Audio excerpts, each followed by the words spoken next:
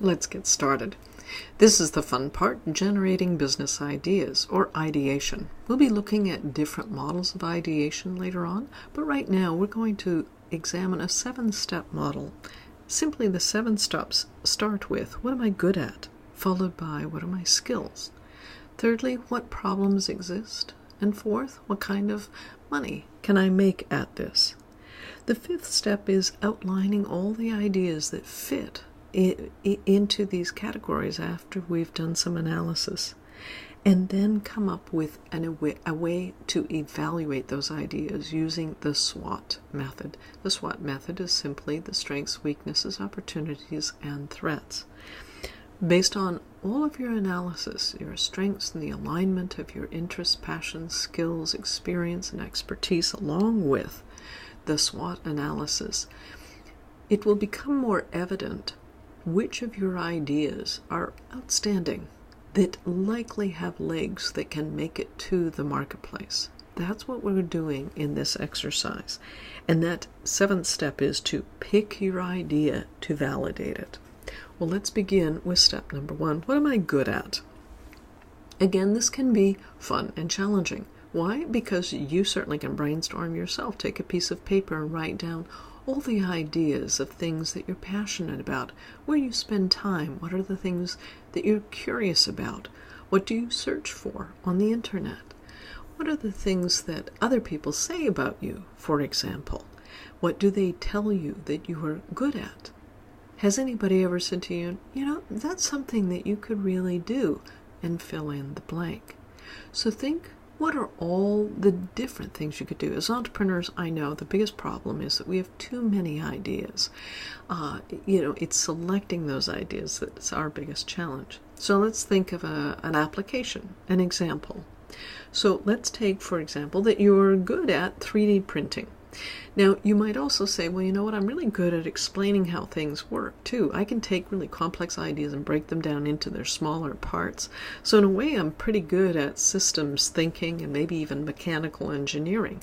I can take a complex thing and break it down into its sequence of how it has to fit together so it all works. I'm actually good at software solutions, maybe modeling and drawing. I have some real capacity when it comes to geometry. It's more intuitive, but I realize that I can figure out how things not only work, but where they fit. And I'm pretty patient. So those might be some of the things that you're good at, and or other things. So don't set any limits. Don't be self-critical. Just list all the ideas. The idea here is idea fluency, not idea quality yet. So get as many ideas as you can in the shortest period of time. The second thing that you'll be looking at is the skills. What are your skills? Now, again, let's take this example. Let's say somebody who's good at 3D printing might actually be good at programs, both using complex programs, maybe like computer-assisted design programs, and any other programs. Maybe you have some knowledge and experience in programming yourself. Perhaps you also know about design, and you use other engineering software. Maybe you also have dabbled in website development, maybe some search engine optimization. Maybe you know about marketing online. So those may be some of your skills. And then what problems exist in the market? They can be problems or opportunities. So think about those areas that there's a gap, where you have some of those skills that you recognize are not being filled, or you see a market niche that hasn't been addressed yet. So in the case we're talking about, maybe we're thinking about 3D printing as a really disruptive technology that is going to accelerate people's opportunity, people building prototypes and testing those in the marketplace. Maybe it will accelerate innovation. And we know that 3D printing can be cheaper, faster, and better when we're moving towards manufacturing.